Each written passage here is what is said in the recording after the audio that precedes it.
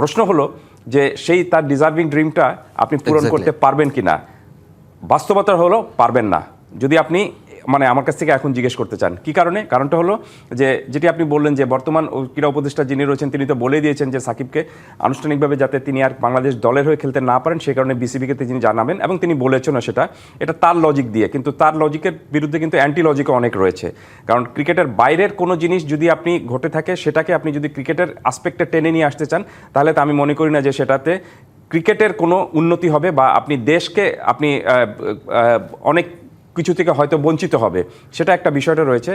আর আরেকটা বাস্তবতার বিষয়টা হলো যে এবং আমি জানি না যে তিনি ক্রীড়া উপদেষ্টা আর কতদিন থাকবেন। তিনি ক্রীড়া উপদেষ্টা থাকার পর হয়তো পরিস্থিতি চেঞ্জ হয়ে যেতে পারে, তখন দেখবেন যে আপনি হয়তো সাকিব যে স্বপ্নটা দেখছেন সেই স্বপ্নটাও সম্পূর্ণ হতে পারে। এটি গেল একটি দিক। তবে প্রবলেমটা হলো সাকিবের যে তার বয়স নিয়ারলি এখন 38 হয়ে গিয়েছে, এবং তাকে এখন পরবর্তীতে আপনি শুধুমাত্র একটা দুটো টেস্ট ম্যাচ খেলার জন্য কিন্তু আপনাকে আপনার স্বপ্নটা পূরণ করার জন্য আমি মনে করি না যে সিলেক্টররা তাকে এরকমভাবে নেবেন বা এত বেশি আবেগময় হবেন। একটা তো নতুন এবং ফিরে আসা গ্রাহকদের জন্য নগদে চলছে ক্যাশব্যাক সহ প্রতিদিন হাজারো উপহার জেতার সুযোগ। হবে আশা আর ফেরা, সারপ্রাইজ সেরা।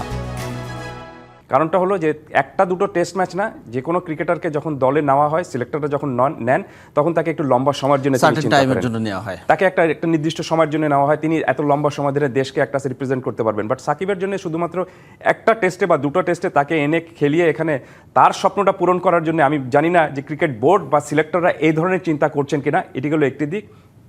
প্লাস আরেকটা বিষয় হলো যে সাকিবের বয়স এখন 38 এবং তিনি কতদিন ক্রিকেট খেলবেন সেটাও একটা দেখার বিষয় রয়েছে। তিনি বলছেন যে তিনি ফ্র্যাঞ্চাইজি লিগে খেলছেন এবং ফিট মনে হচ্ছে তাকে, কিন্তু যখনই আপনি ইন্টারন্যাশনাল ক্রিকেট থেকে লম্বা সময় ধরে অ্যালুফ থাকবেন তখন এই ফ্র্যাঞ্চাইজি ক্রিকেট এবং ইন্টারন্যাশনাল ক্রিকেটের মধ্যে ফার ডিফারেন্স।